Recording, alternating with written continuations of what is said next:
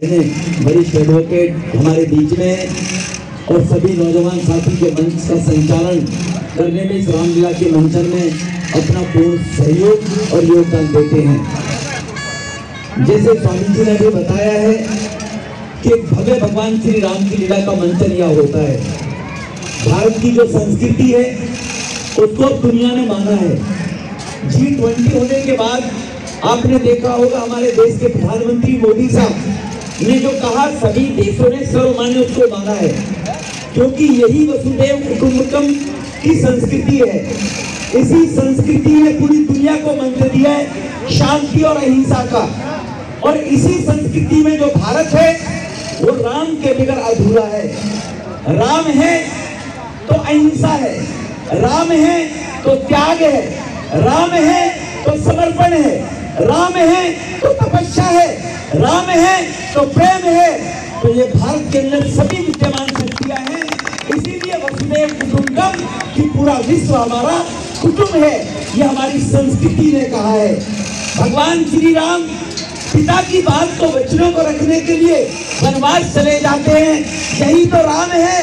वरना इस दुनिया के अंदर, इस देश के अंदर भी और बाहर भी देखा है कि लोगों ने सत्ता प्राप्त करने के लिए पिताओं को जेल में डाल दिया गया था, क्रूरता अत्याचार किए। औरंगजेब जैसे लोगों को हम लोग जानते हैं मुगलों के काल में क्या हुआ। समय समय पर जब जब सत्ता लोलुपता उनके ऊपर हावी हुई तो परिवारों का विध्वंस करते चले गए।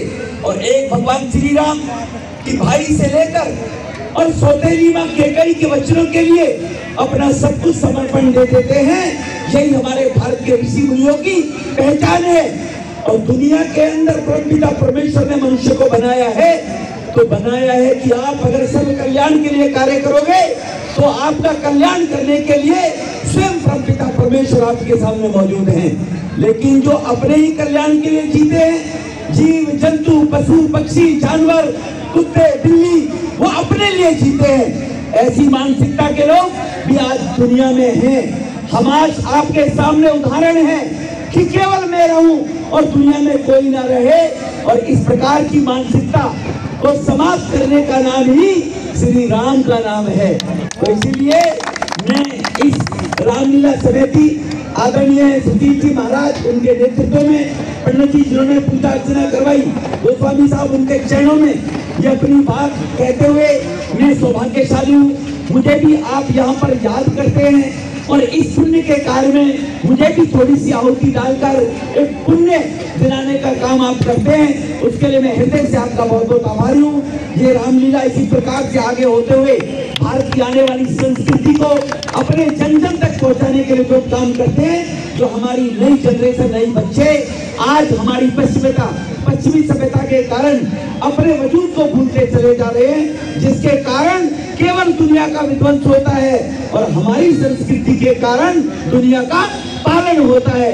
यही भगवान श्री राम की रामलीला में हमको सब कुछ देखने को मिलेगा। मैं पुनः एक बार आप सबका आभार व्यक्त करते हुए अपनी वाणी को विराम देता हूँ। आप सबको बहुत बहुत शुभ धन्यवाद कर रहा है। इस भारत देश के लोग तो अपने पुत्रों को भी पानी भेजते हैं। तेरे यहाँ कुछ नहीं सीखा है, इधर कुछ सीखा होता तो अपने बाप को जेल में डालता। आज नोएडा की एचर और जुड़ा टीमवर्क थे रामलीला मैदान में श्री धार्मिक रामलीला कमेटी के अध्यक्ष भाई आनंद भाटी जी और उनकी समस्त टीम। सबसे पहले मैं आपको बधाई देता हूं कि आपने भारतीय सांस्कृतिक राष्ट्रवाद की जो ज्वाला जलाई है, जिसको लेकर आप पूरी टीम को एक मोतियों को माला में पिरोकर चल रहे हैं। और ऐसा रामलीला का मंचन इस ग्रेटर नोएडा शहर को देखने को मिल रहा है, आप इसके लिए बधाई के पात्र हैं।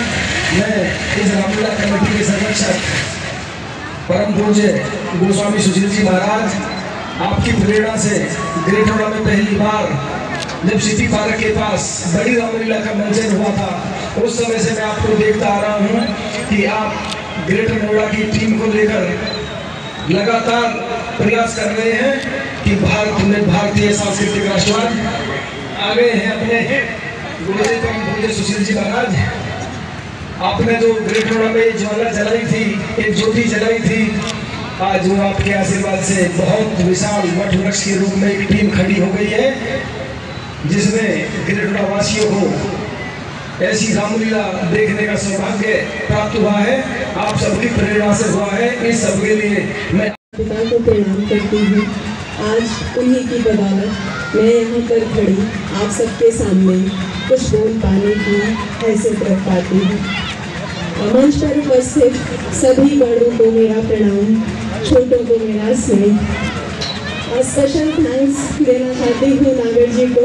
आज उनकी बदौलत मैं यहाँ आप सबके सामने उपस्थित हो पाई हूँ। आप सबसे मिलने का मौका मिला, सांसद जी से मिलने का मौका मिला, टीवी पे देखा था आप दूसरे लोगों को मिलने का मौका मिला। तो बात चल रही है यहाँ पर मर्यादा पुरुषोत्तम श्री राम जी की। मर्यादा पुरुषोत्तम श्री राम जी पर मैं क्या ही बोलूँ, क्योंकि मैं अधिवक्ता हूँ, ऑनरेबल हाई कोर्ट में इलाहाबाद से आई हूँ। तो थोड़ा सा कहीं मैं जो रामचरितमानस भी देखती हूँ, पढ़ती हूँ, तो लॉ से कुछ उसको जोड़ने की कोशिश करती हूँ। और बस एक दो चीज़ें जो आज मैं यहाँ पर शेयर करना चाहती हूँ कि जो हमारा संविधान है, जो भारतीय संविधान है, उसका आधार क्या है, मूलभूत ढांचा हमारे संविधान का क्या है, कहाँ से लिया गया।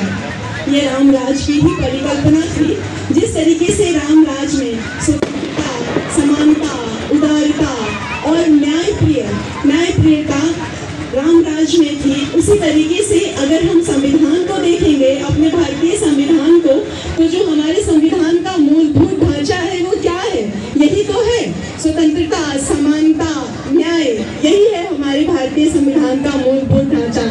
एक अभी सीनियर सिटीजन में जो एक रूल अभी कुछ दिन पहले मोदी जी के थ्रू आया, जिसमें रामराज में क्या था कि सर्वोपरि उनके माता पिता, रामराज में अपने माता पिता की बातों को मानना, उनके आदर्शों पे चलना, माता पिता की बातों को मानते हुए श्री राम जी को वनवास हुआ। तो आज जो ये रूल्स आए, इस रूल्स में ये आया कि अगर माता पिता ने अपनी प्रॉपर्टी का बिल अपने बेटों को कर भी दिया और उसके बाद भी अगर वो बेटे उनकी बातों को नहीं मानते और पेरेंट्स का डिसऑनर करते हैं, तो ये रूल्स आए कि अब माता पिता अपनी वो प्रॉपर्टी अपने बेटों से वापस ले लेंगे। तो ये क्या है, ये कहाँ से आधारित है? ये रामराज की उस रामराज से आया जहाँ रामराज में अपने पिता के, अपनी माता के एक इशारे पर, जिनको अगले दिन राज्य मिलना था, राज्य का अभिषेक होना था, अगले दिन वो जंगल चले जाते हैं। तो ये जो रूल्स आए, ये भी तो कहीं ना कहीं वहीं पे आधारित है। बस इन्हीं शब्दों से मैं अब विराम लेना चाहती हूँ।